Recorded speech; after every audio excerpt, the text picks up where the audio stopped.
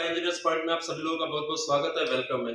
आज का जो इम्पोर्टेंट टॉपिक है वो है हमारा engineering mechanics. You know, very important topic for GATE and ES examination. Understand? चलिए, लामिस थ्योरम की आज बात कर रहे हैं। वेरी इंपॉर्टेंट टॉपिक है, बहुत ही इंपॉर्टेंट आपका थ्योरम है।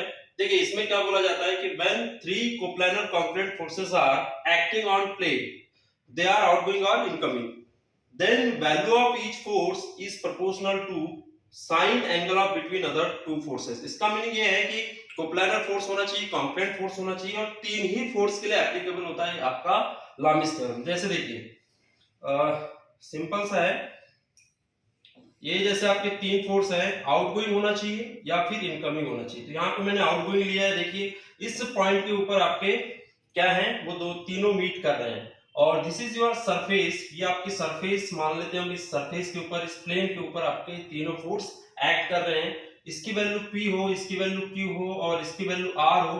This is angle alpha, this is angle beta and this is angle क्या हो आपका, गामा हो।